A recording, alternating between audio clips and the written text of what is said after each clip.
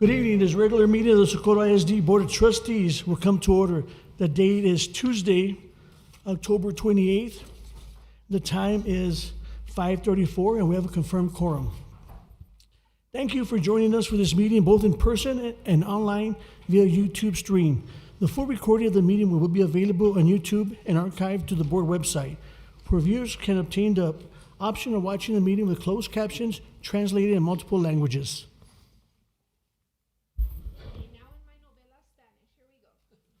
Gracias por acompañarnos en esta reunión tanto en persona como en línea y a través de nuestra transmisión de YouTube. La grabación completa de la reunión estará disponible en YouTube y se archivará a través del sitio web de la Junta, donde los espectadores tienen la opción de ver la reunión con subtítulos traducidos a varios idiomas. Gracias. Thank you, Ms. Macias. May you all please rise for the Pledge of Allegiance?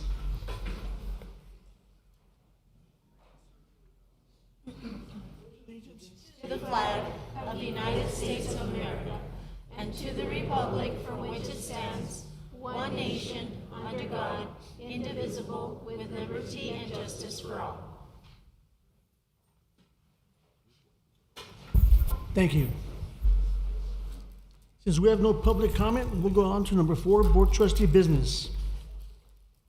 4A, consider approval of Generation Texas Monthly Proclamation for November 2025. Ms. Monica Dominguez.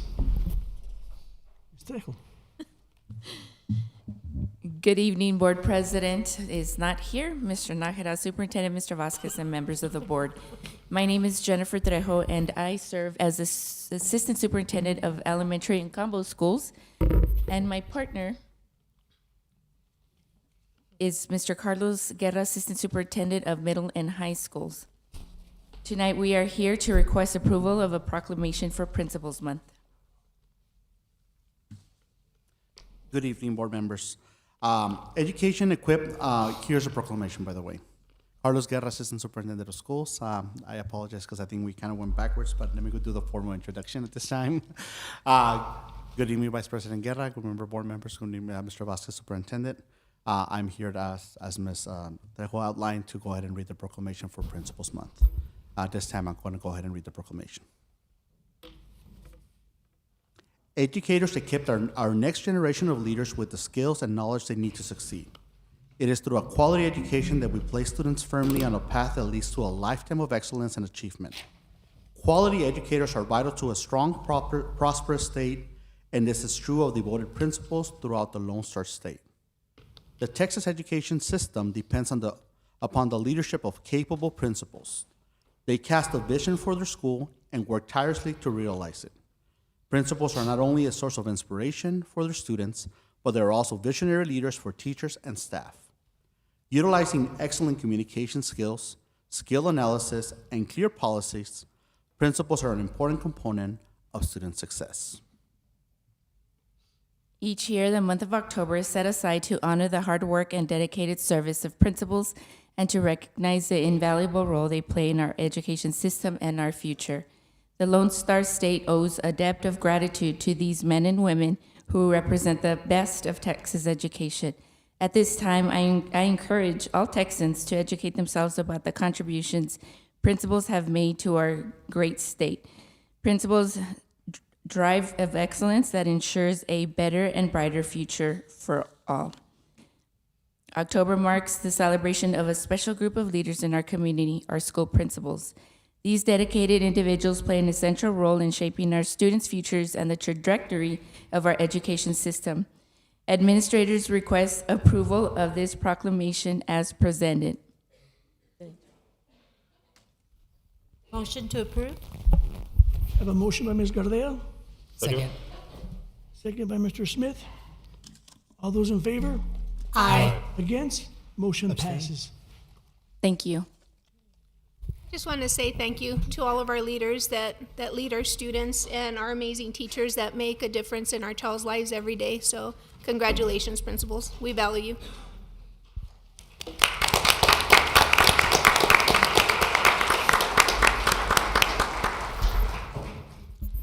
4B, consider approve a Red Ribbon Week proclamation, October 23rd to 31st. Monica Dominguez.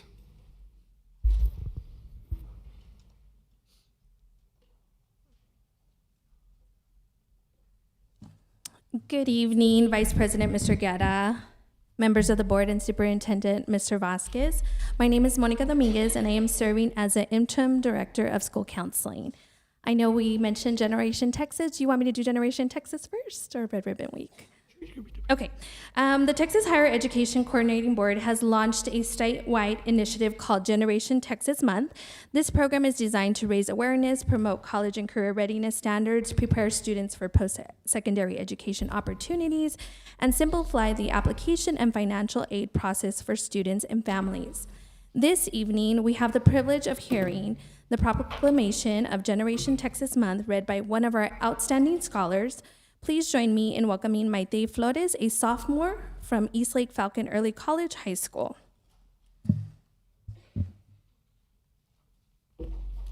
Good afternoon. Proclamation Generation Month, October, November 2025.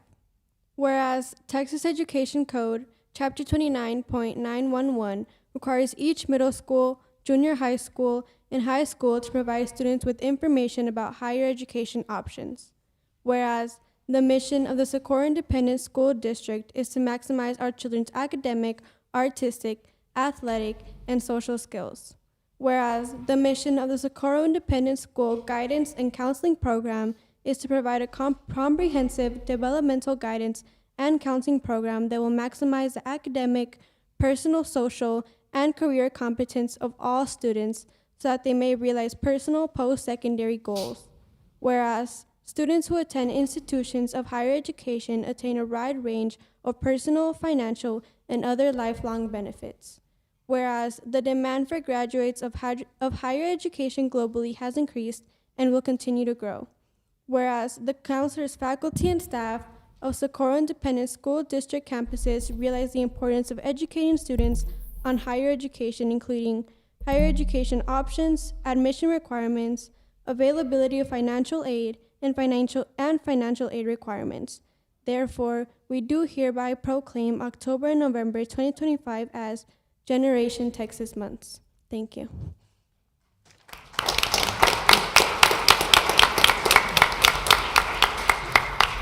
We ask that the board accept the proclamation as read. Motion to approve. Second. Rodriguez, second by Ms. Gabriel.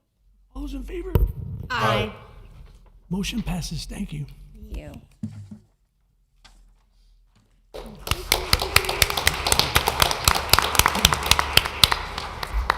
Next item 4C, consider approval of Principal's Month Proclamation. Mrs. Trejo or Ms. Dominguez again?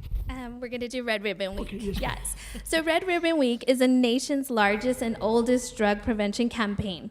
During this week, Socorro ISD honors the legacy of DEA agent Enrique Kiki Camarena and empowers students to take a stand against drug abuse. Our focus is on promoting healthy, positive lifestyles and reinforcing the importance of making safe choices for a successful future. This evening, we are honored to have two outstanding scholars who will read the proclamation for Red Ribbon Week.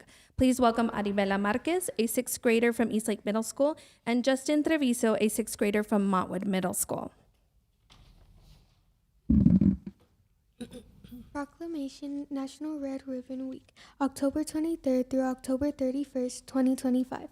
Whereas the Socorro Independent School District values the health and safety of all our students and our community, and whereas substance abuse is particularly damaging to one of our most valuable resources, our children, and whereas it is the goal of Red Ribbon Week and the Socorro Independent School District to involve families, schools, businesses, law enforcement agencies, and service organizations in all aspects of this campaign and establish an atmosphere that supports awareness, education, and ongoing initiatives to prevent illegal drug use. And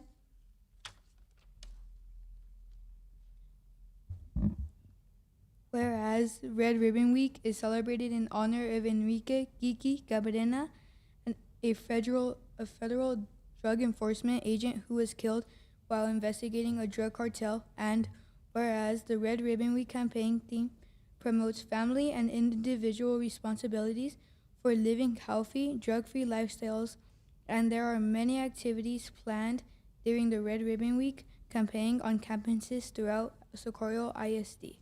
Now, therefore, be it Resolved that the Socorro Independent School District Board of Trustees do hereby proclaim October 23rd through October 31st, 2025 as Red Ribbon Week and encourage students, parents, employees, and our community to participate in drug prevention education activities to demonstrate that our school district and community are committed to being drug-free.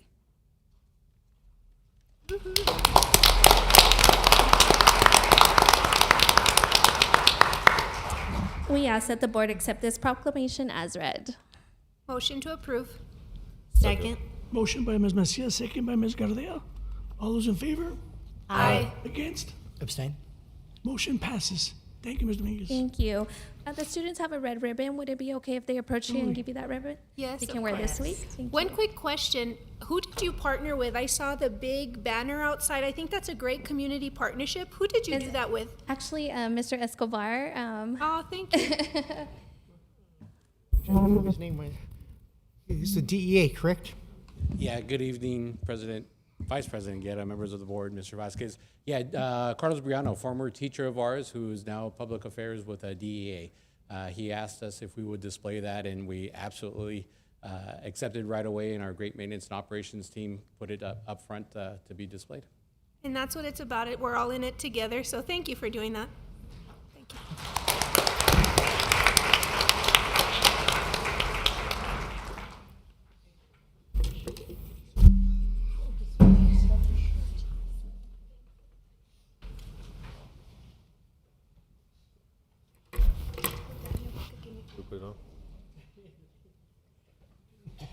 I do it on. Now move on to item 4C, consider approval of Principal's Month Proclamation.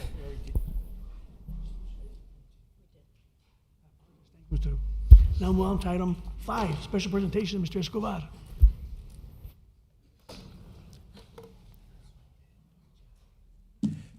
Good evening once again, Vice President Guerra, members of the board, and Superintendent Mr. Vasquez. My name is Daniel Escobar, Chief Communications Officer for the district, and it is my pleasure to introduce tonight's recognitions. If you'll please step down to receive our honorees.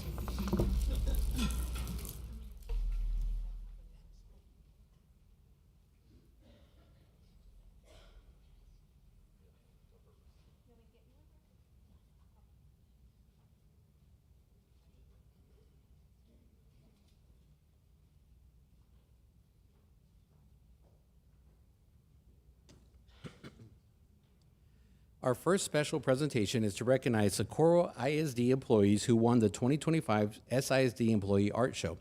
This year's show featured more than 100 entries from teachers, principals, transportation staff, and other employees across the district. They showcase their personal stories and perspectives through an impressive array of artwork, including ceramics, acrylic paintings, mixed media pieces, and photography. Awards were given for first, second, and third place in 2 categories, art teacher and non-art teacher. Congratulations to the 2025 Employee Art Show winners. From El Dorado High School, Allison Vega.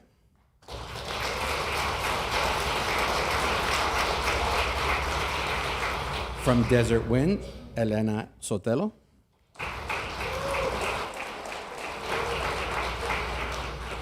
From Benito Martinez, Katrina Wright. From Puentes Middle School, Greta Brasgala. And from El Dorado High School, Ryan Stead.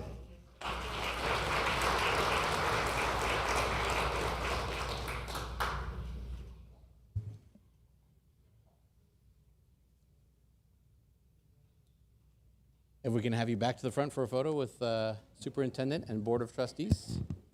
And just a quick note, as they're gathering for that photo, that the portraits taken by our photographer, Mr. Largo, are posted on the district website. There's an icon to Smug Mug, and the photos are available for free high-resolution download.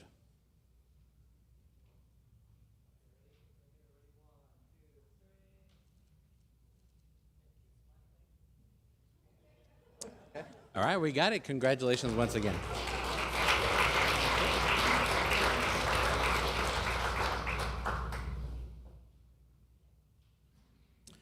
Our second special presentation is to recognize Pebble Hills High School football coaches and the athletic trainer for their heroic actions to assist a student during a medical emergency. When a student collapsed suddenly during a football practice, the coaches and trainer immediately began CPR and called 911. Their swift actions, calm approach, and professionalism allowed them to provide remarkable care for the student until paramedics arrived. We commend the coaches and trainer for their quick thinking and using their training to save his life. We are grateful for the Pebble Hills coaching staff and trainer and honor these true heroes today.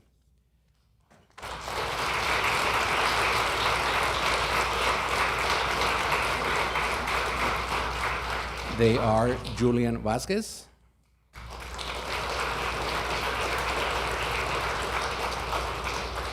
Christopher Cortez,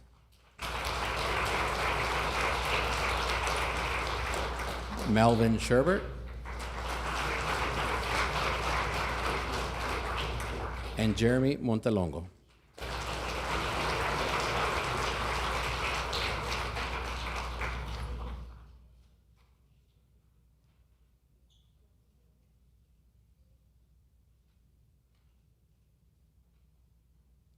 If we can have the four of you back to the front for a photo, please.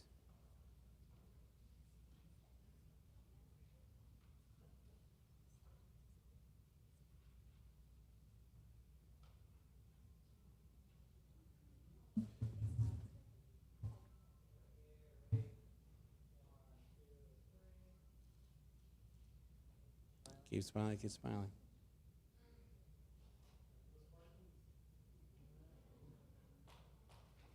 Thank you once again for your actions.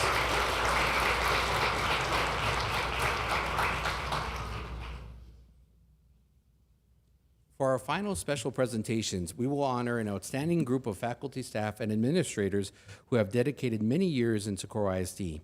These employees retired from the district during the 2024-2025 school year. They will receive a personalized photo collage to celebrate their time in the district, along with a lifetime activity pass that allows them to attend sporting events for free. These exceptional individuals have made a lasting impact in the lives of our students and in the legacy of Socorro ISD. We extend our heartfelt gratitude for their longstanding dedication to education and service to Team SISD.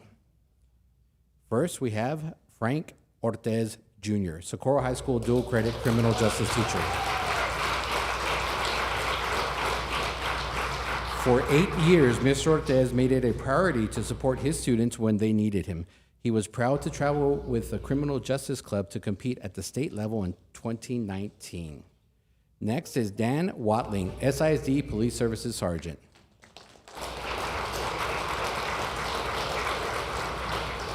After nearly 9 years of protecting the SISD community, Mr. Watling has transitioned to a new role. Instead of being a police officer, he will now be a teacher at the EPCC Mission del Paso campus.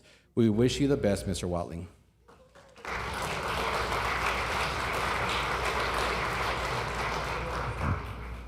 Next, Ernesto Velasquez, Sergeant Roberto Ituarte Elementary School Custodian.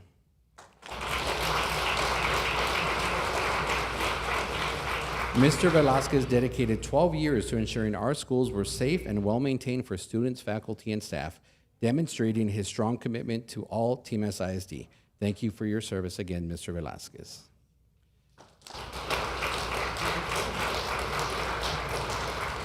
Veronica Carrasco, Sierra Vista STEAM Academy bilingual teacher.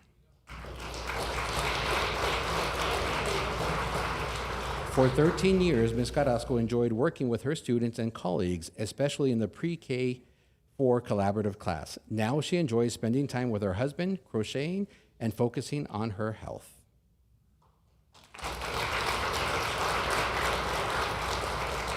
Sarai Chavez, Escontria STEAM Academy Parent and Family Engagement Liaison. Although Ms. Chavez misses her students and coworkers after 15 years of service in SISD, she is now enjoying quality time with her children, grandchildren, and great-grandson.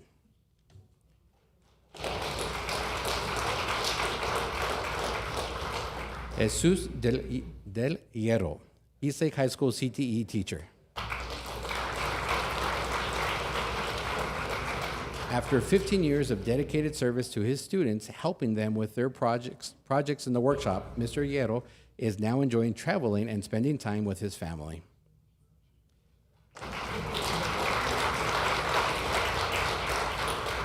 Jose Chacon, Maintenance and Operations Department, Continuous Improvement Coordinator.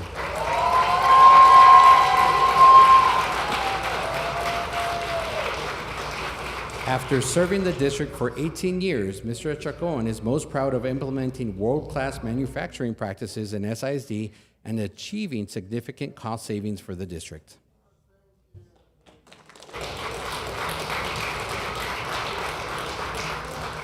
Herbert Garcia, Montwood Middle School Custodian.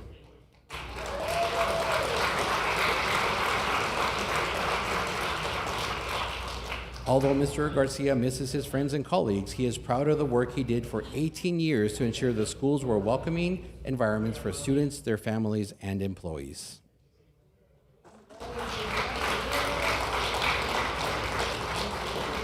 Clarissa Cortez, Escontria STEAM Academy School Counselor.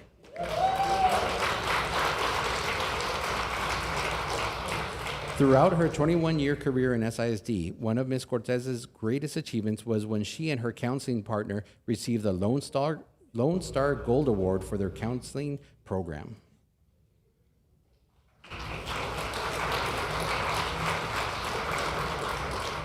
Estela Grill, Vista del Sol Environmental Science Academy teacher.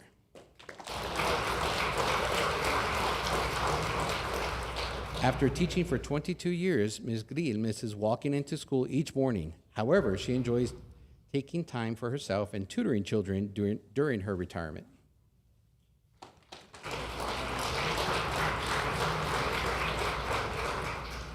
Diana Valles, O'Shea Kelleher Whole Child Academy teacher.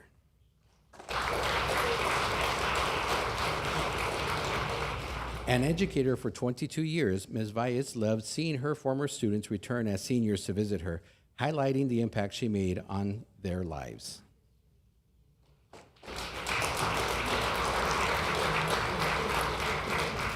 Elizabeth Reyes, Horizon Heights Elementary School head custodian.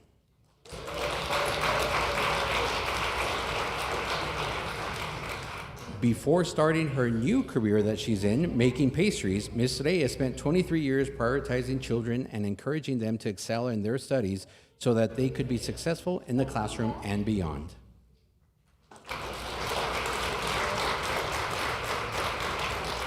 Carlos Delgado, America's High School Security Officer.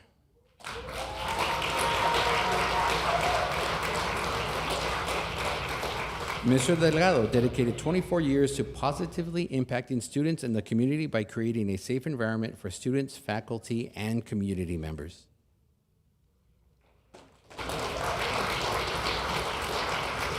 Claudia Fannin, America's High School Secretary.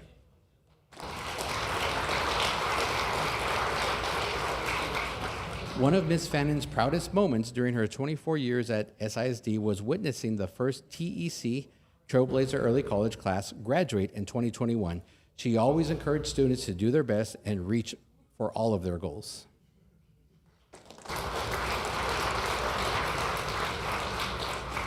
Nora Urquidi, El Dorado High School PEEM Specialist.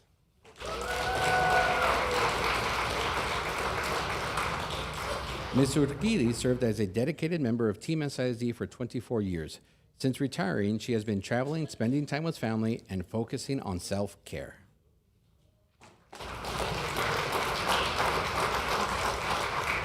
Christina Delgado, attendance clerk.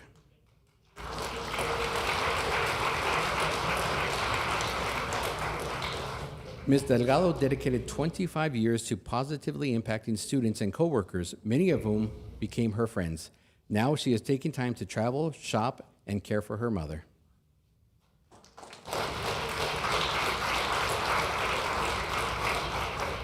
Christian Carrasco, Sierra Vista STEAM Academy bilingual and monolingual teacher.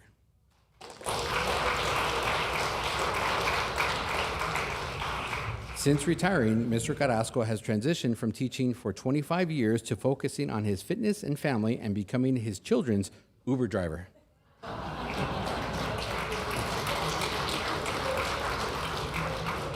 Patsy Giron, Human Resources Specialist.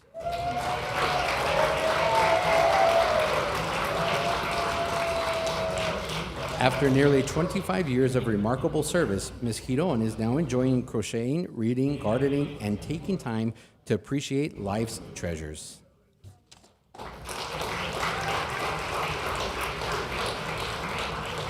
Elizabeth Ramos, CTE Administrative Specialist.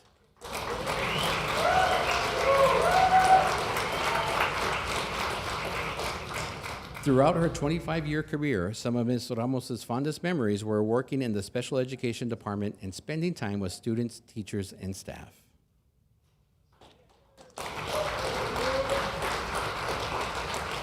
Aida Salcido, Certified Occupational Therapy Assistant.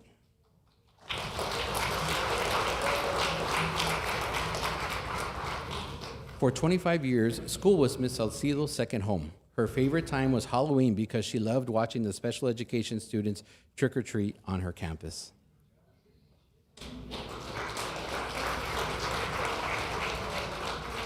Angelica Ortiz, Chester Jordan Elementary second grade bilingual teacher.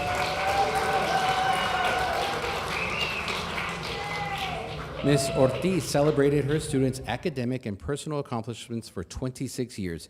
She misses their expressions of gratitude and warm hugs.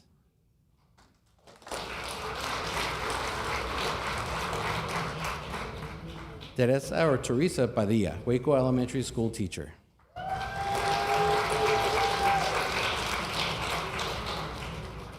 For 26 years, Ms. Padilla enjoyed watching her students' faces as they learned and engaged in the classroom. She currently serves on the board with West Texas Alliance.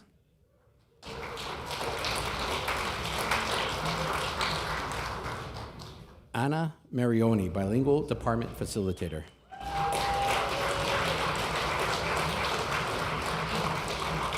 A bilingual facilitator for 27 years, Ms. Marioni's dream came true when the district launched the secondary ESL Academy. She loved hearing her students as they learned English.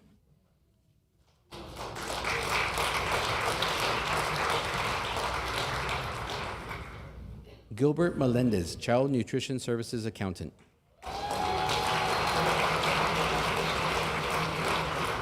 After 27 years in Team SISD, Mr. Melendez is enjoying his retirement by spending time with friends and family.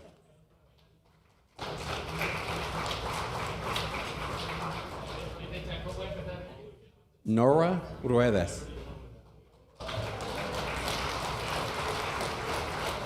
Benito Martinez Elementary School kindergarten bilingual teacher.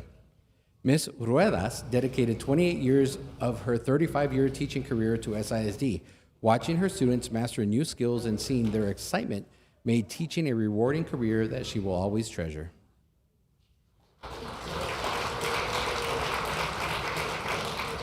Maria Salas, Chester Jordan Elementary School teacher.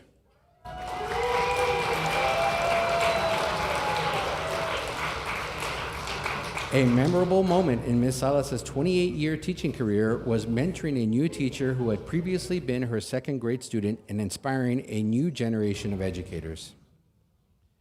Bill Smith, America's High School CTE teacher and coach.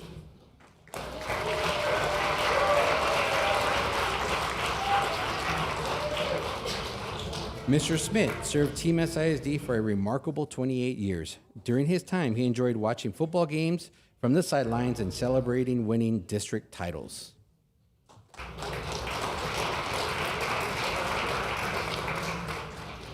Claudia Helmling, Bill Seibert School bilingual teacher.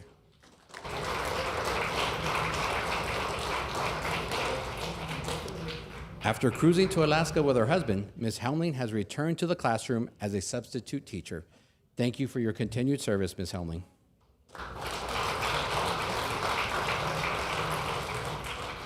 Rebecca Carrasco, Keys Academy Instructional Aide.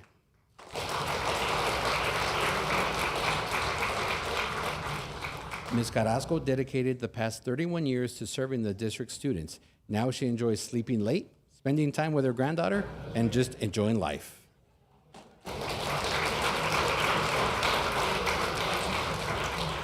Maria Gonzalez, Dr. Sue Shook and Benito Martinez Elementary School teacher.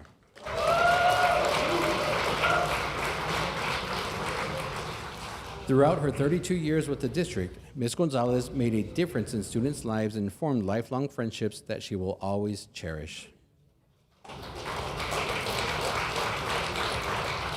Bertha Legarreta, Human Resources Specialist.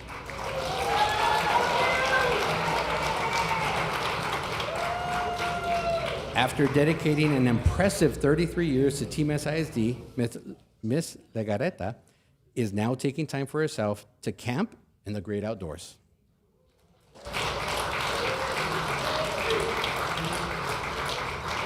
Deborah Herbert, Alfreda P. Chavez Elementary School teacher.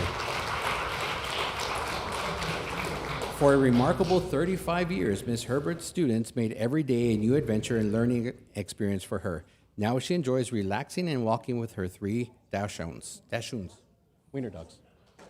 Wiener dogs. David Zavala, Horizon Heights Elementary School intervention teacher.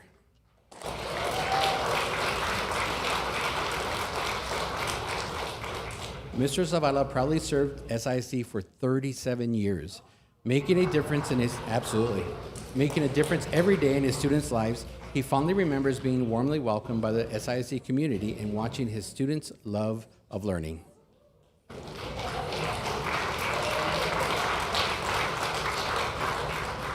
Caroline Soderstrom, O'Shea Kelleher Whole Child Academy.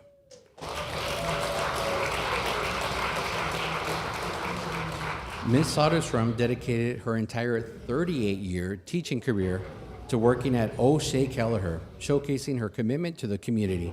Many of her students' parents were once her students before.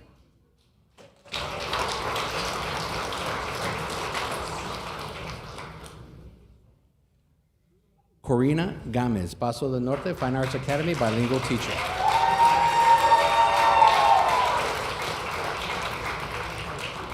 One of the highlights of Ms. Gamez's 40-year teaching career was being named Teacher of the Year, reflecting her commitment and influence on numerous students. We appreciate her dedication to Team SISD and all of our students.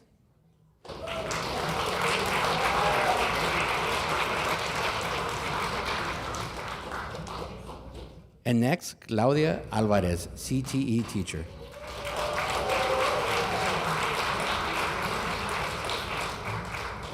Ms. Alvarez dedicated also an incredible 40 years in SISD.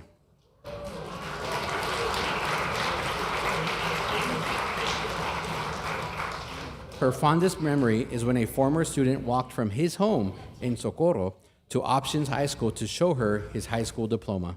You made a great impact, Ms. Alvarez.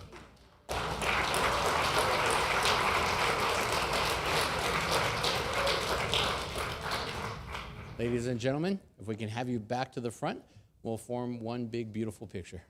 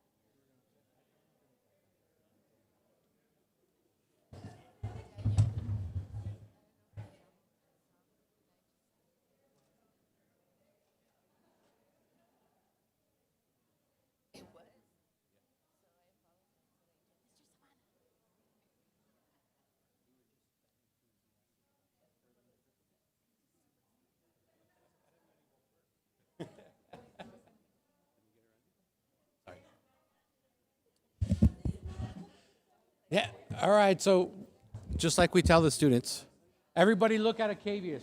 Don't look at your spouses yet. Look at Acavius first.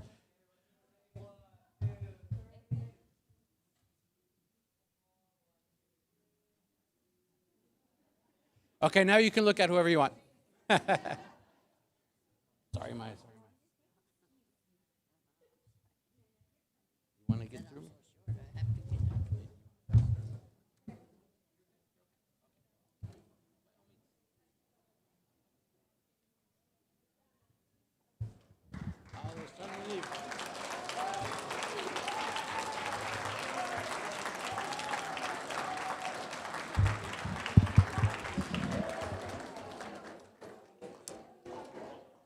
Thank you all again for your service. Congratulations on your retirement. That concludes our recognitions for this evening. Thank you.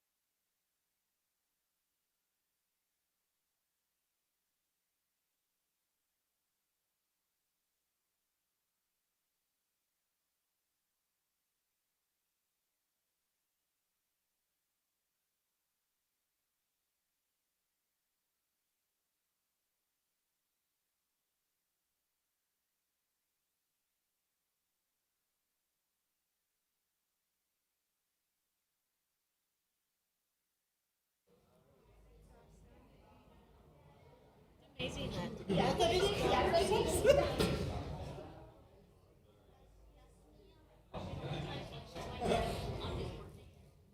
the heck?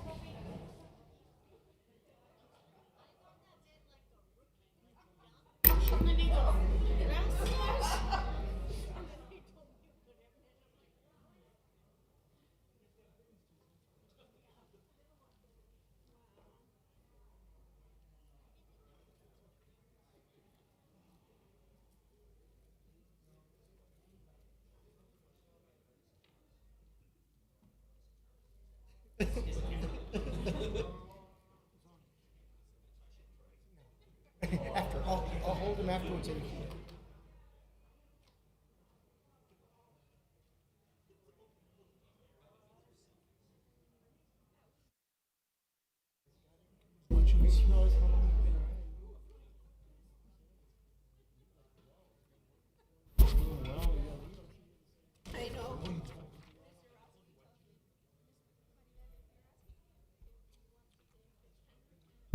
We're going to go ahead and continue with item 6, board workshop.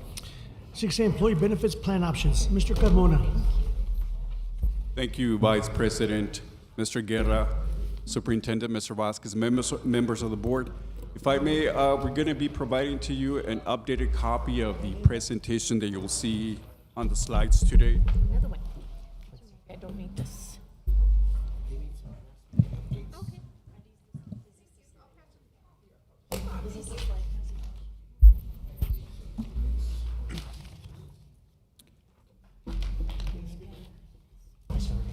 My name is Mario Carmona. I'm one of the directors at Human Resources over Employee Benefits and Risk Management. Thank you for allowing me once again to come by and provide you with some information in respect to walking you through our current employee benefits landscape, challenges that we're facing, and proposed strategies for the 2026 plan year. Our agenda for today is our current health plan offerings, strategies previously presented, pharmacy cost trends, specifically or especially related to GLP-1 medications, funding options for the 2026 plan year. And in respect to current health plan offerings for 2025, you probably recall this information from our last presentation. Essentially is the same. The current 3 plan options, the consumer-driven health plan, the base plan, and the premier. The premier, it's somewhat unique in terms of enrollment. We're not allowing any new enrollment into the plan itself. Only those that have been in the plan previously enrolled can continue, if they choose to do so, enrolled in that particular option. The premiums that we currently have for those options are listed also, and again, this is information that has been previously presented.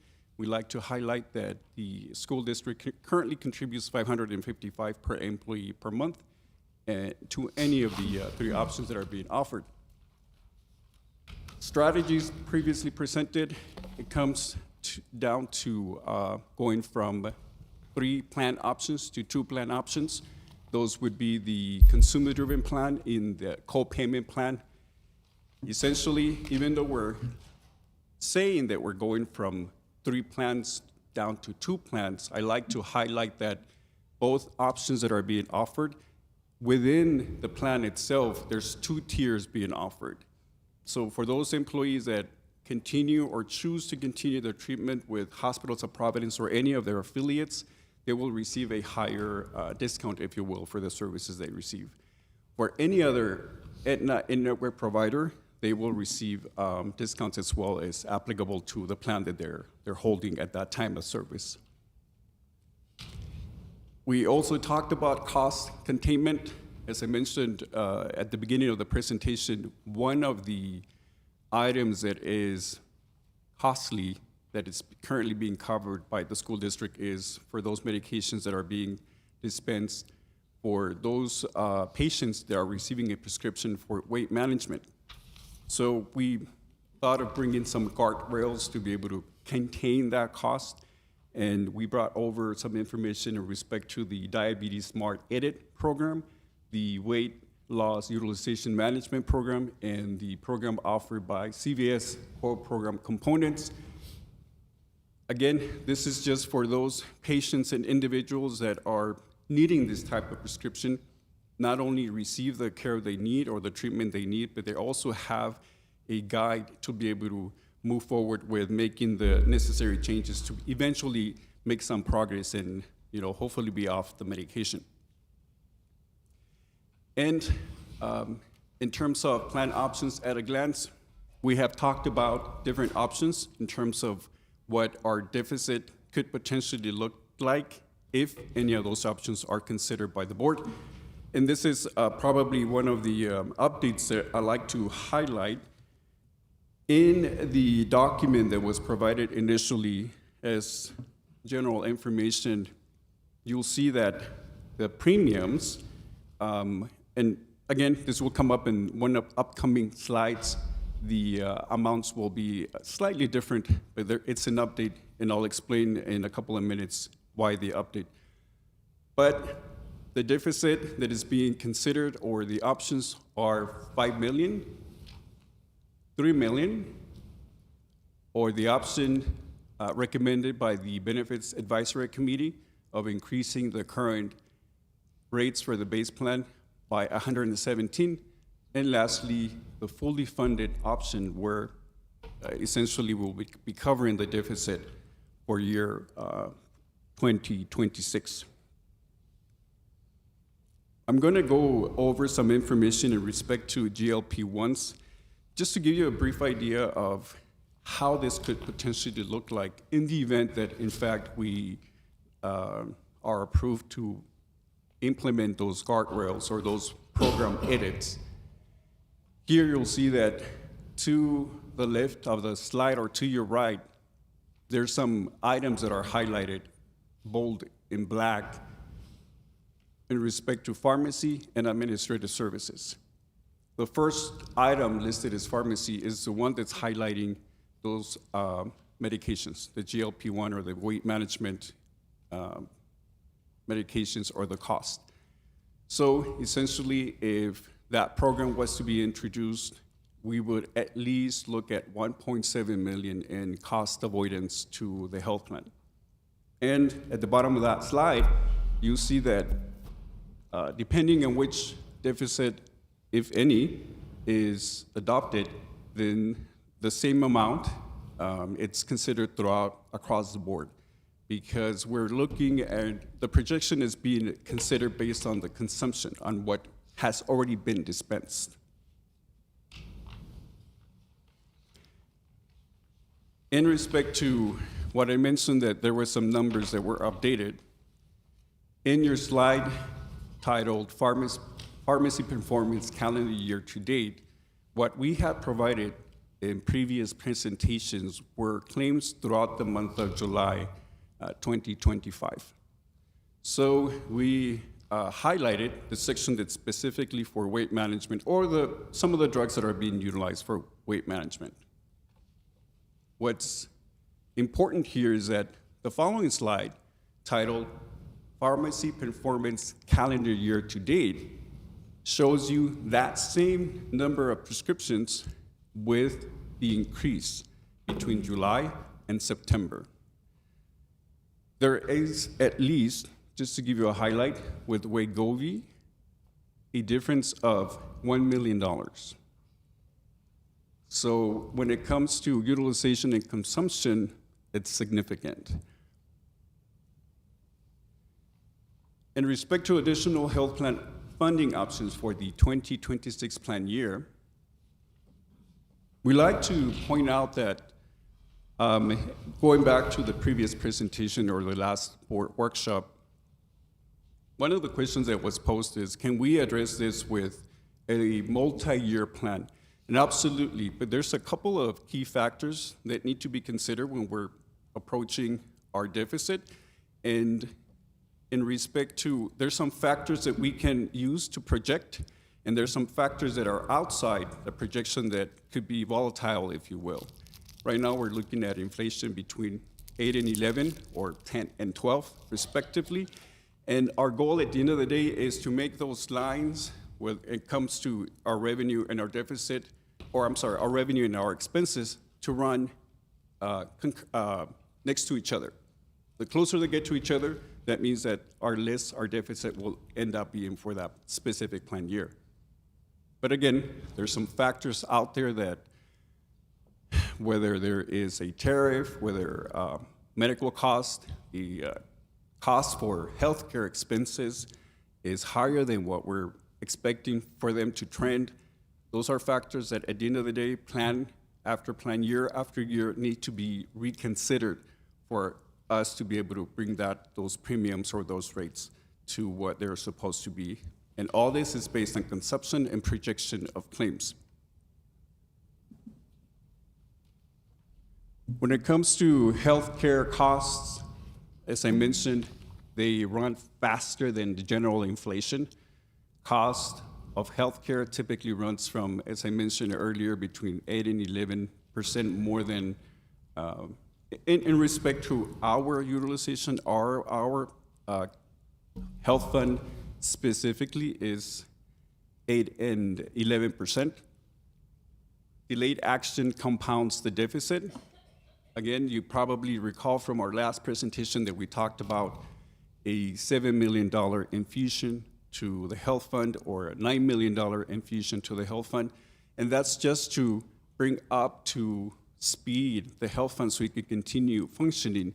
But that doesn't mean that the current plan is not running at a deficit.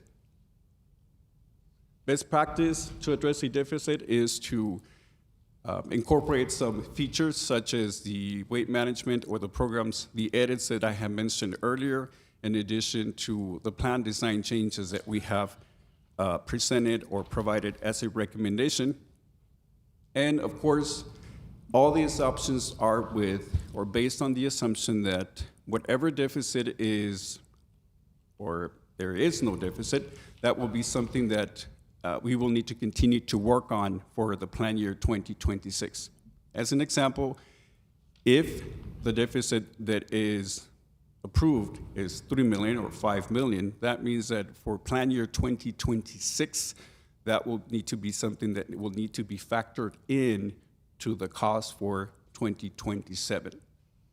The goal and part of the recommendations that the Benefits Advisory Committee made was to address the current deficit with the intent to fully fund the health fund by year 2027.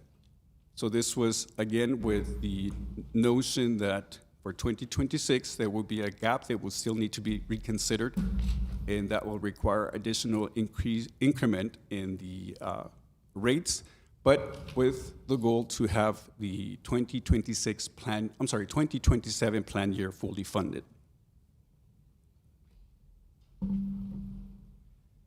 This is just projected cost for the 2026 plan year, and it highlights, again, some of the factors that are part of the equation, such as projected claims, projected costs when it comes to administrative services. As you know, we're self-funded, but we still partner with a third-party administrator, in this particular case with Aetna.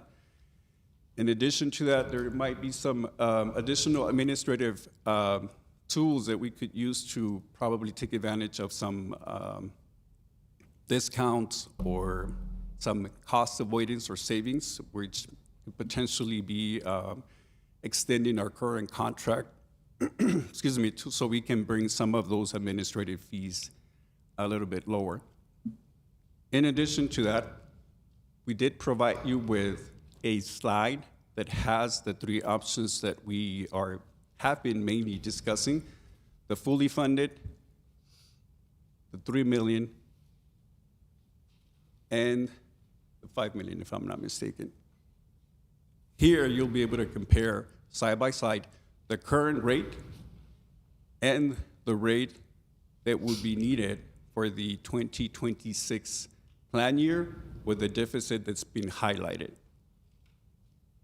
In addition to that, another this point of discussion that was brought up during our last workshop was in respect to how do we incentivize our population to participate in the consumer-driven health plan, and that was to increase the district contribution per employee per month from $555 to $655. In addition to that, we looked at, let me skip to this slide real quick, increasing the health savings account by 400. So at this time, the school district contributes 800 per employee per year into a health savings account to assist employees in their medical out-of-pocket expenses. So in order to be leveled up with our peers in the area, which essentially offered 1,200, we thought that would be a starting point for the conversation. If there was to be no movement in terms of enrollment, just like with any other update or change, there is a chance that probably people will migrate from the Premier and the base plan over to the consumer-driven plan. But we just wanted to provide you with an illustration of how the numbers could work out in the event that there was no change. In the event that there was, of course, that total of 1,021,000 could increase based on the enrollment for the consumer-driven plan.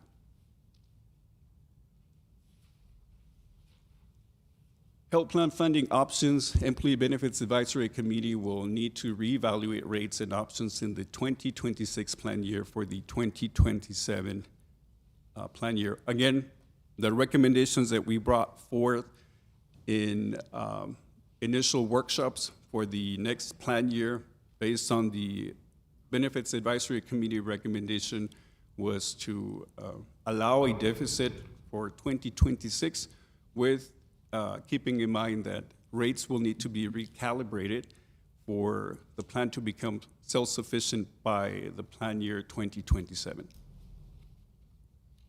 Are there any questions? Thank you, Mr. Carmona. I appreciate it. Yes, sir. One of these questions we talked about very briefly via email. For the public watching at home, Ms. Stiles, I don't know if you had an answer for this one. In the private sector, if an employee decides not to take any of the health care that the employer offers, but they choose their own health care, sometimes the employer will pay the premium or a portion of the premium for the health care that's not provided by the organization. Does that work in the public sector, or what are some limitations to that if that was something that we could incentivize? Yeah. Good evening, Vice President Guerra, Mr. Vasquez, and members of the board. Selena Stiles, Chief Human Resources Officer. So yes, Mr. Woodcraft, thank you for the question, and thank you for giving us an opportunity to do some research ahead of time. I did inquire with Mr. Blanco because I wanted to make sure it's not gifting public funds, that kind of thing. So it wouldn't necessarily be considered gifting public funds, but it would pose challenges with offering contracts to individuals who currently don't receive contracts. So the only kind of way to do that would be restructuring the types of contracts that we offer and individualize them to those people, and then offer contracts to individuals who currently get letters of reasonable assurance. So it would pose some logistical challenges, but not just that, it could create employment issues on the back end. Separate from that, I understand the question and why we're asking the question, but we also want to be careful not to take revenue out of our plan, because more than likely the individuals that will drop are individuals that don't use the plan, which means we'll keep people that are high users of the plan, which means the expenses will stay the same, but the revenue, the contribution to help pay for the plan will decline. So then we'll become upside down kind of in another way, and we'll have to address the deficit in a different way. So just things to consider. No, it's awesome, and I appreciate the answer, because I know as we look at making the market more competitive, right? And whether that's Aetna or that's a different organization, or it's even direct primary care providers, making sure that the district is taking care of our employees, but also that the employees have the option to find the healthcare that best fits for them and their family, and not tying their hands or our hands. And I'm just trying to look at some of those flexible options. It may not always be a win-win scenario, but to minimize the impact to both us and the staff, it's how do we make that work? The other question that I thought of as the presentation was going, so thanks for some of the updated numbers. You did not get to read ahead on this one, so my apologies. Have we looked at other ways to maybe open this up to more competitive options? Not that there's anything wrong with Aetna and Providence and everything that we're doing, but market competition has a tendency to drive prices down and quality of care up. Is that something that we've looked at? Thank you, Ms. Stiles. Mr. Woodcraft, yes, as a matter of fact, working with our consultant, that's something that's on our list. We are starting with the third-party administrator for the ancillary benefits, and then following, that's part of the items that we are going to be checking off on, just to make sure that we are taking advantage of any opportunities that are out there, all things considered. And so the short answer to your question is yes, that's something that we will be looking at as well. And it may not be feasible. It's just something that I would like to explore to make sure that we've checked all the blocks. And then, when this comes to the board for a vote, this is going to be a significant emotional event for everyone involved, and that we can honestly say we've done our due diligence. And that's just one of those things I want to make sure we're doing. Right, and if I may add one item, I know that when we speak to a specific item such as weight management or any other type of medication, there's, whether it's in-network, out-of-network, or medications, whether there is a disruption or not, I can tell you that for this particular case, there will be a disruption because we're making some changes to the plan design and so on and so forth. But we will continue to work with our current benefit administrators so notices can go out on time. And employees can have the opportunity to make any necessary changes for them to be able to continue whatever options or choices are taking advantage right now and minimize the interruption. But again, it's our standard procedure to provide enough notice for those individuals that we identify to be potentially affected by any change, and have them or give them the opportunity to, get back on whatever it's being offered through the plan.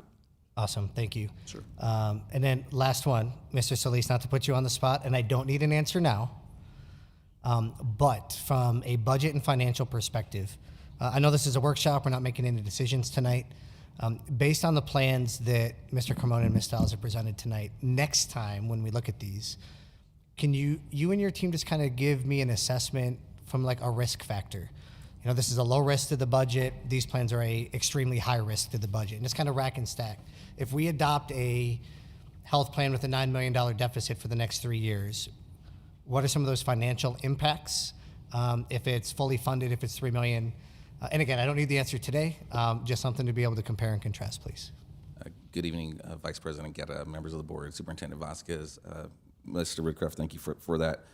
I think it's important that we go over a couple things, and that's that the Employee Health Fund has been operating at a structural deficit for several years, and those shortfalls have been made up by the general fund. And our general fund is less than 20 days, so that's no longer sustainable. I think that's important to mention.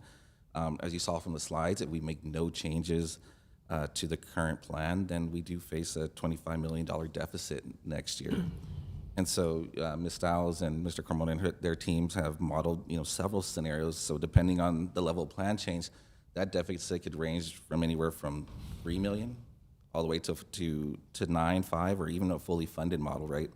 And so that fully funded model option would stop the deficit, but we acknowledge, and I acknowledge, that it would require substantial premium increases for employees. And so, every other option still leaves that plan operating at a loss. And then, I know last time we talked about, well, what happens if the VADER passes, right? And I think that's something that's at the forefront. What kind of relief could we provide? And as we've mentioned before, that the VADER, if it passes, will generate $49 million in new annual revenue. And that could be used to temporarily provide flexibility to soften the premium increases or phase in changes for employees. However, I think it's important to be clear, any relief would be temporary. And that VADER does not solve the structural imbalances in the health fund. I think that's important to remember. We will still need to address the deficit the following year to restore the long-term sustainability or stability and rebuild reserves. I think that's the other thing too. Not only similar to our general fund, not only balancing the budget, but how do we build those reserves? I think that's very important too with the health fund. But I think in respects to the VADR, I think the other thing we have to remember is the other uses of additional revenue that we've committed to our community, right? We presented as a way to support, the VADR as a way to support employee compensation, campus maintenance, and student laptop replacement, and other items and priorities. But from a financial perspective, continuing to subsidize the health fund from the general fund, that's no longer viable. My recommendation would be that we begin closing that gap now. If the VADR passes, use that relief strategically and temporarily, and then fully address the structural deficit in the next plan year cycle. The VADR does provide us with some breathing room, but it's not a permanent fix by no means. We need a phased in, probably disciplined approach that balances the support for our employees with the district's overall financial health. I appreciate the honest and candid input and counsel. We absolutely need that. We need to take it into account. I'm not risk adverse. There's going to be risk in anything that we choose. It's how do we minimize the risk and the impact? And so I think just a little bit of that risk analysis with the proposed plans, the budget, the VADR, all of those things taken into account, just to help us make the best informed and educated decision that we can. So thank you, Mr. Solis. I appreciate it. Mr. Vice President, thank you, sir. Any other questions? Yes. Mr. Carmona. Sorry, Ms. Macias. I'm good at doing that, like when I take a picture when you're eating and all that good stuff. I'm that Apologies person. for that. Quick question for you. Please teach me. Tell me the timeline again. When is administration going to recommend to the board? When is the board going to approve? And when is it going to be implemented for our employees to then register and it becomes effective when? Tell me those timelines again. Absolutely. It'll be not our traditional per se open enrollment period. There will be some crunch time when it comes to the timeline, but yes, our goal is to have this finalized by the board meeting in November. Okay. Based on that day, let's say just for discussion purposes that this happens on November the 12th, then that means that the team, along with our third-party administrator business providers, we have through the end of the Thanksgiving week to get this ironed out and have 100%, 110% of the people that need to be enrolled. I know that we're going to be out and about the days that we have left before we go out on Thanksgiving break, and that's what we'll do. We'll have people on site, we'll have people available over the phone, the HR department will be available as well. So in terms of resources, we will inundate everyone who we know that needs to be receiving that information. We'll do our best effort to make sure that the information is available both in English and Spanish. The information will include a benefits enrollment guide, postcards, you name it, anything and everything that we have used in the past.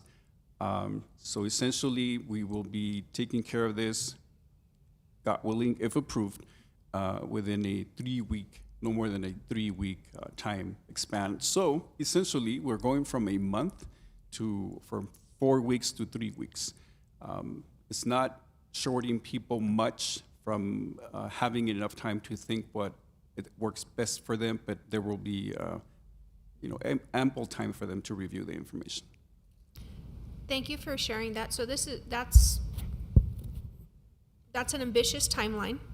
So with that, for our employees, is there a way that whenever you post the information that it's the final, that way our employees could truly look at the information, share their feedback with whomever, or truly if they need to be here to give us, for us to hear them? That's the informed decision that I value. That way those that are experts, because it's their personal lives, they have an opportunity to dig in what the recommendation is. When you provide us a recommendation, is it going to be the 1-year recommendation or a multi-year recommendation? What is that going to look like for me to dive into? Absolutely. So it's going to be essentially the 1 year with addressing the whatever potential deficit we have at that point to be addressed for 2027.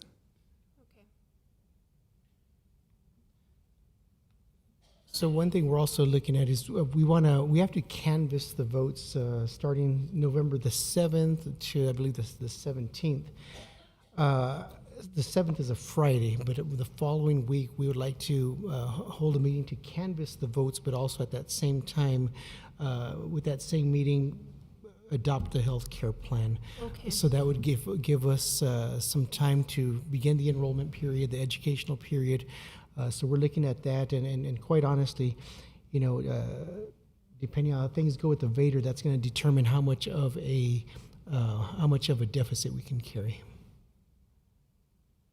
And one last question. I believe, and please correct me if I'm wrong, whenever the Benefits Advisory Committee shared their information, I believe they included or they possibly mentioned that they looked at possibly different plans based on if it's an employee that makes a certain level versus an employee that makes, is that something that you're looking at, or is it a base rate for all employees based on the recommendation? So the recommendation was made based on, the recommendation was spreading evenly the expenses, if you will, including the consumption. There is some information in respect to the rate itself.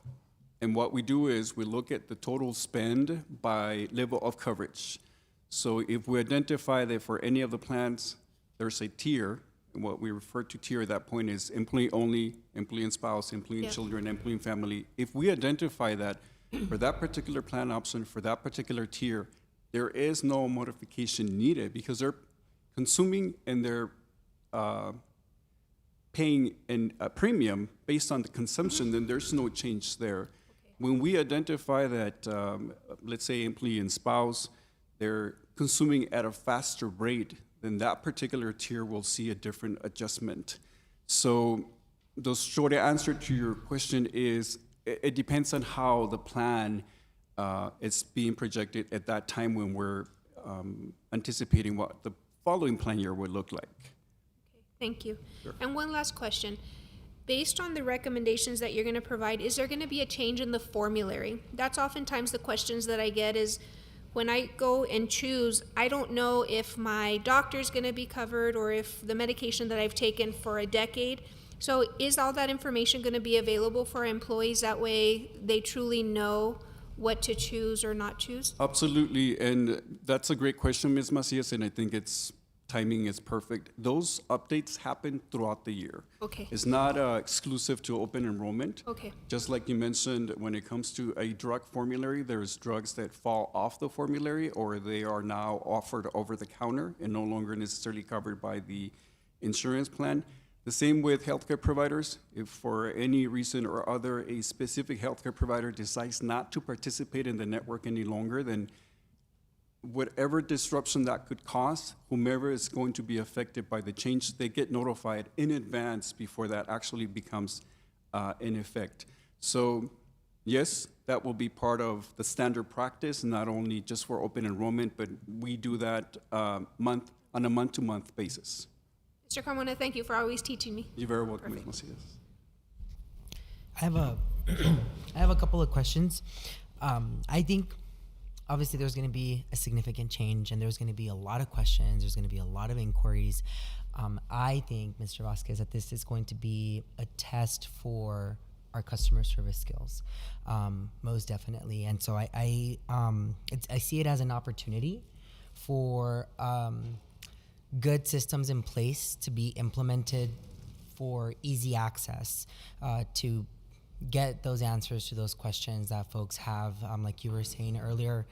And I know that you had talked about, pamphlets in English and Spanish, but I also sense a lot of folks are going to be reaching out via the phone, via email, maybe even text messages, if that's, maybe an option that we may want to integrate, just for folks to be able to get that one-on-one guidance. And so I'm just curious in terms of, are those items that you're currently thinking about, and I know that this is completely separate, but just when this change does happen and when those questions come through, I think it's important for us to be proactive. And so I'm just interested in knowing a little bit more about the plan to address those concerns. Yes, sir.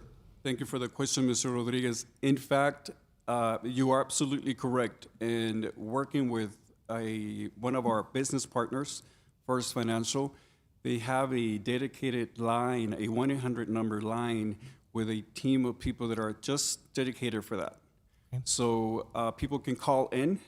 Right now, what we're looking at is 8 a.m. to 7 p.m. They can call in. They can be attended in English or Spanish, and I'm sure any other language that there might be a need for. In addition to that, we will be here on site Monday through Friday from 8 a.m. to 7 p.m., and we are including 3 Saturdays. I don't know that we will be here on a Saturday from 8 a.m. to 7 p.m., but we will be here. We will be publishing those times and sites as part of our education and customer service effort, because just like you mentioned, there will be people who will reach out via email, via phone, and in person, and we will be here to assist them as well. So it's not only the Department of Human Resources, but there also are business partners who are ready and anxious to start the process as well, because they know that it's going to be time crunch, and we will need to get this accomplished within the time that we're allowed. Yeah, I think one additional line of communication that I would recommend pushing for is also text messages, just because sometimes it's easier for folks, and I think the more accessible that folks are, just the more transparent, and it's just one other line of communication that I just think it's worth exploring, right? And as this plays out, I think what would also be worth is tracking data and numerizing, the amount of concerns and inquiries that are coming in, so that we can really see how this is effectively being rolled out. And not that I doubt y'all's ability to do that, but I think data and numbers, it's a great story to tell, and I have no doubt that when they're produced, it'll help us tell that story. Absolutely. We'll keep that in mind. Thank you. Thank you, sir. Mr. Carmona, Mr. Solis, and I apologize, I don't know if you answered this question earlier.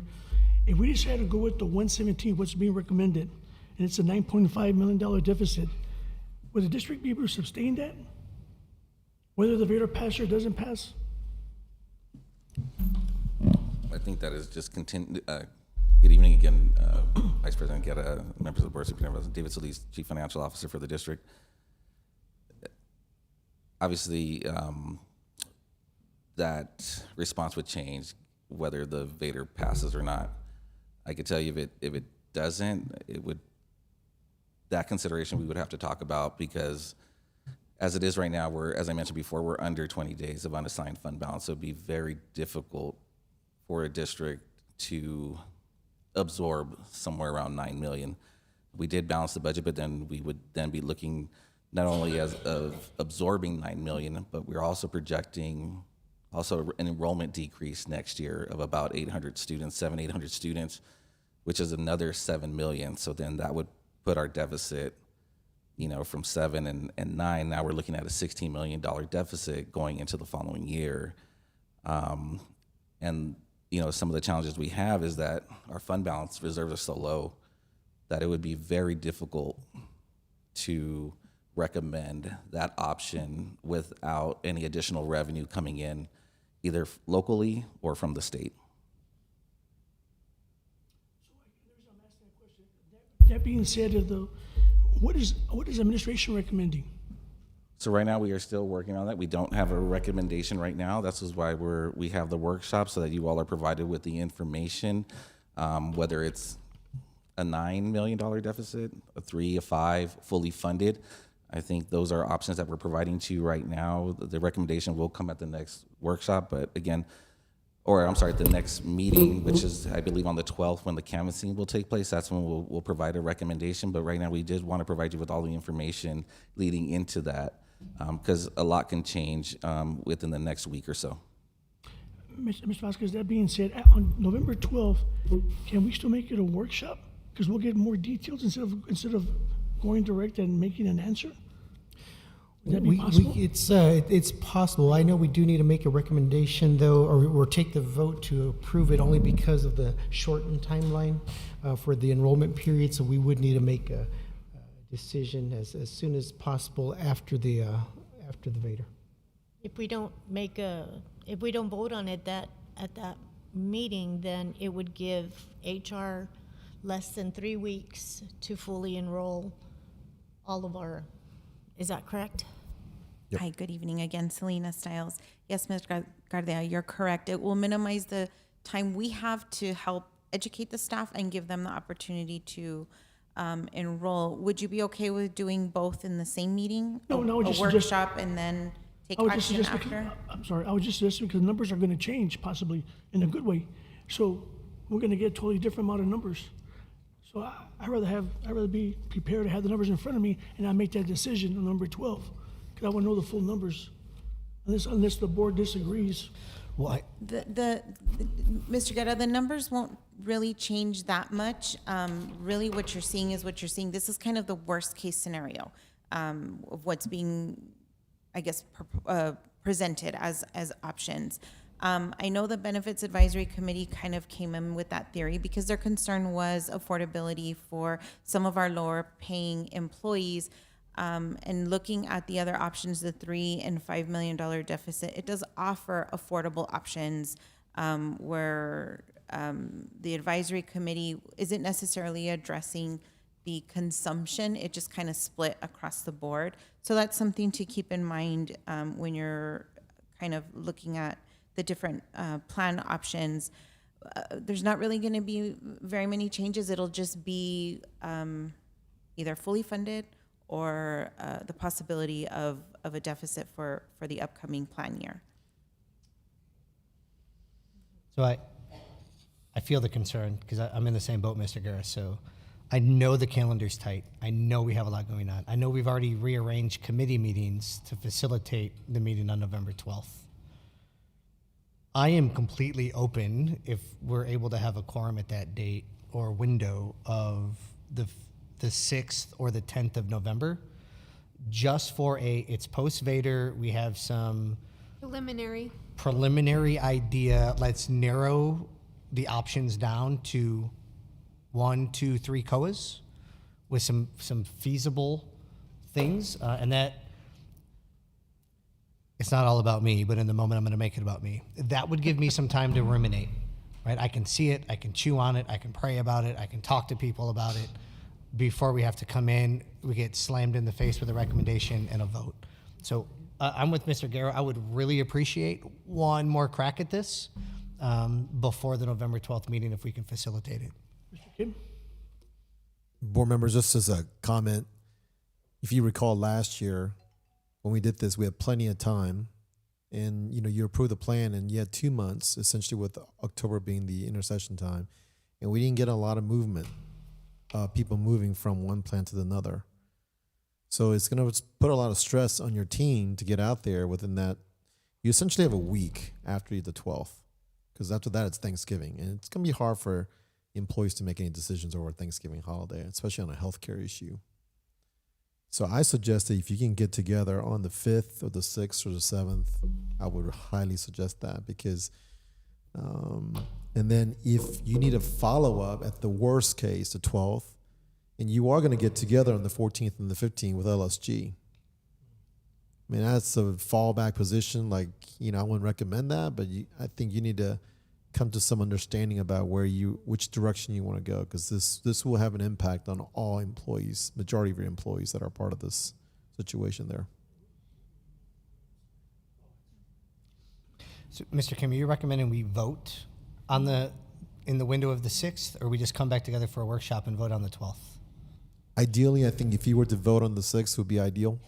And the reason is because it will give more time for your HR team and folks to get out there for at least 2 solid weeks to get out there and start making decisions for your employees. I mean, your employees are going to have the cascading effect of your staff, your custodial staff, and others to understand some levels of complexities about the situation, depending on how you go, what might be an issue to think about. But Worst case, if you can't come to a conclusion on that day, you have until you can come back on the 11th or the 12th to make a decision. So what I'm saying is I think that you have the earlier you meet, you're going to give yourself a little bit more wiggle room just in case you need more information. So follow up for HR and finance.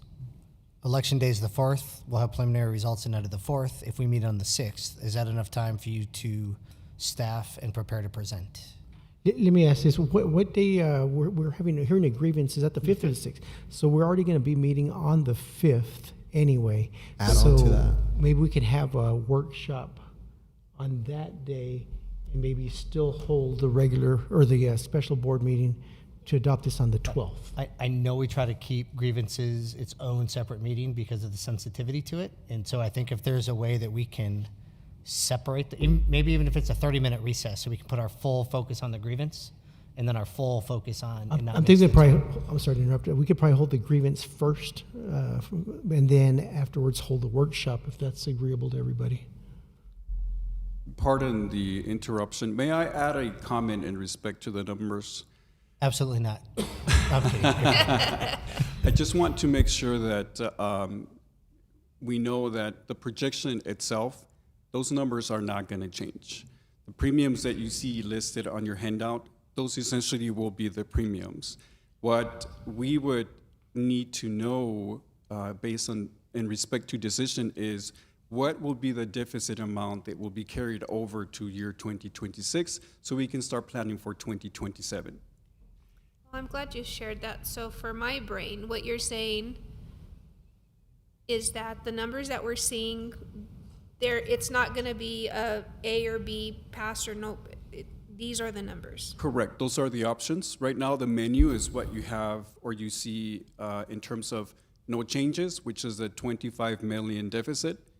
Then you see the 5 million, the 3 million, the recommendation from the Benefits Advisory Committee, and then the fully funded. So at this time, that will be your menu to choose from. If you wanted for us to come back with additional options in terms of, well, instead of 5 million, can you make it a 7 million, or can you make it a 3.5 or what? We can do that.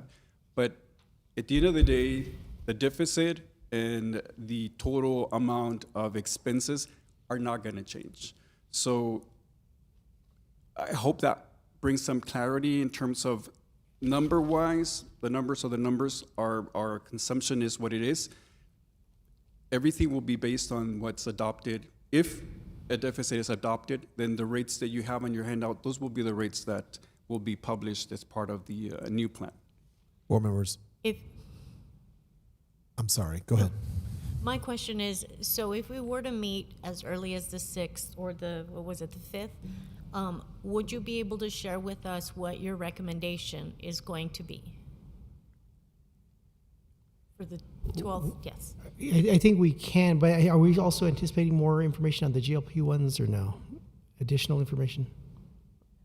No, well, we could. We can probably bring you an update in terms of what the consumption has been up to that month or up to that date. I don't know how close we can get to the date, but the way we trend is if it's July through September, we increased one of them by 1 million, then that could give us a general idea of what, the following 3 months could look like. Employees need to make their decision by when? We're hoping that this will be concluded by November 30th. That way, right now, our timeline when it comes to administration, when we need to turn in those files to the carrier, is December 5th. And this is with keeping in mind that we're trying to make sure that ID cards and any other type of information to a plan, a specific plan, reaches the person. The more we delay it, it doesn't mean that we're not going to provide that information. It'll just be delayed. If they don't receive it on January 2nd, they'll receive it on the 5th or January 10th. So it delays everything that happens behind the scenes. Thank you. Sure. Mr. Guerra, may I ask a clarification? You have your representative here, I believe. Yes. Would you just correct me if the estimation that you provided tonight is actually a firm number versus that's just an estimation still, meaning what you see in terms of, you're not predicting these numbers there could be additional claims, for example, so it could go up. I want to make sure that you understand that it's not just a $3 and a $5 million and that's it. That's not a fixed number. Am I correct on that? It could actually go up because last year we talked about an $8 million. We're sitting here at $10 million this year. Mm-hmm. Yes. Hi, Liz Bebo, account executive with Hub International.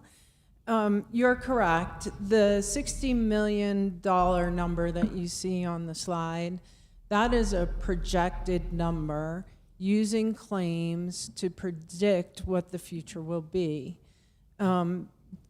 Last year, we saw an increased amount of GLP-1 medication use that we had not predicted would come to pass. So that's kind of some of the changes in the numbers.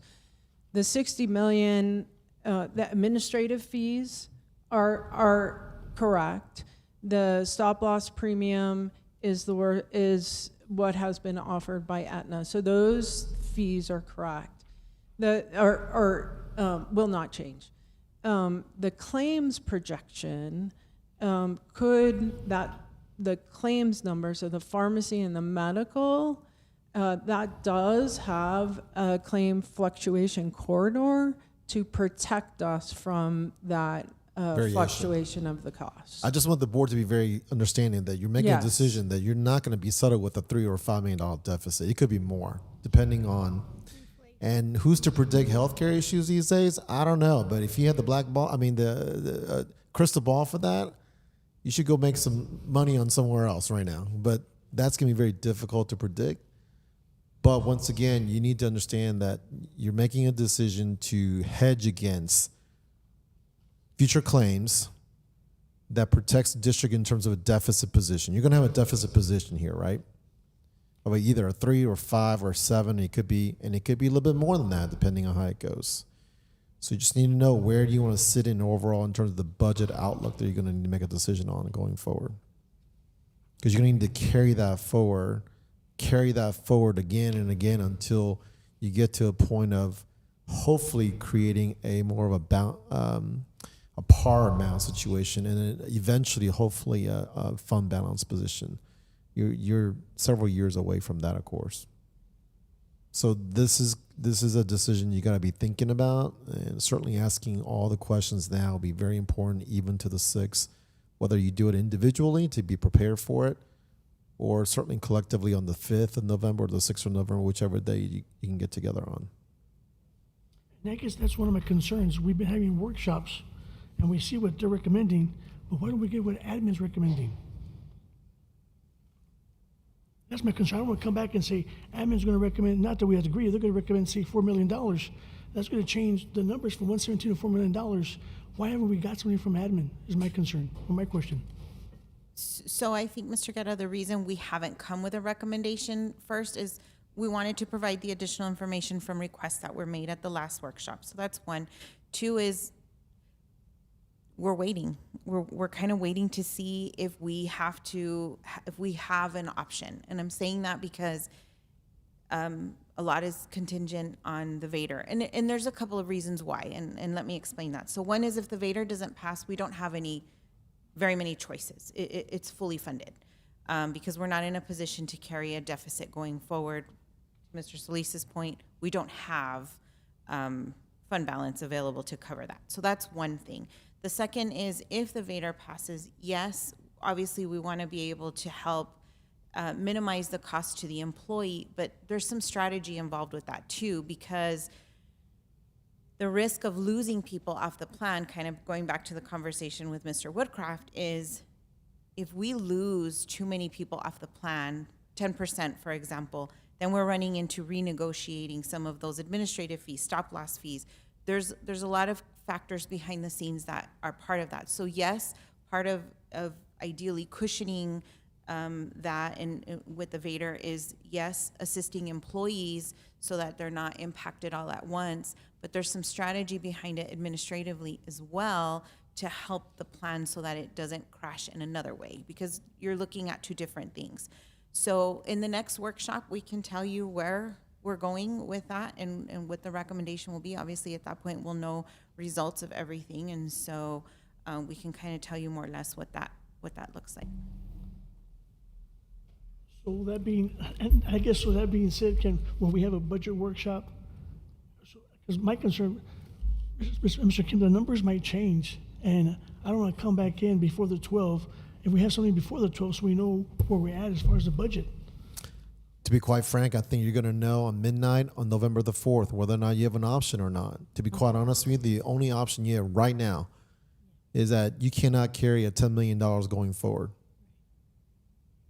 And the only way we're going to know that the district can actually do something about that, whether it's a $1 million or $3 million or whatever, is whether or not on midnight on November the 4th, whether or not you got any other resources, revenue sources to actually mitigate that situation.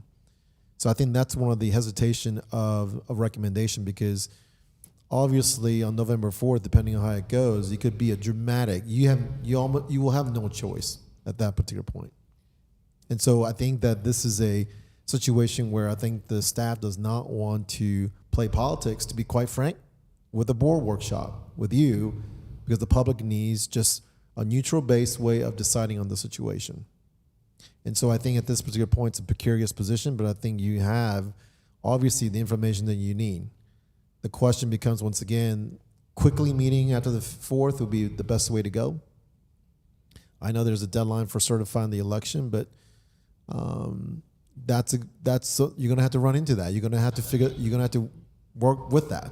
You know, that might be a little bit of gambling, but you're going to have to do that, I think. Sooner the better. Mr. Vasquez and Mr. Kim, one, do we have enough time to do it? And two, would it be appropriate if we put in if this, then in the Friday packet this week? If the Vader passes, here's two options that are most feasible based on projections, based on budgetary constraints. If it fails, here's what we're looking at. And then, right, not that we're necessarily doing a workshop, not that we're voting on it, but we have some flash to bang. Come the night of the 4th, we now know page A, page B, option 1, option 2. And then when we come in, we already kind of know what two options we're looking at when we make our vote. I think one of the big macro things you're going to have to make a decision, or Mr. Solis is going to have to make a decision about, is protecting against your cash flow issue, right? So that we don't borrow short-term loans on that issue, because you borrowed quite a bit last cycle.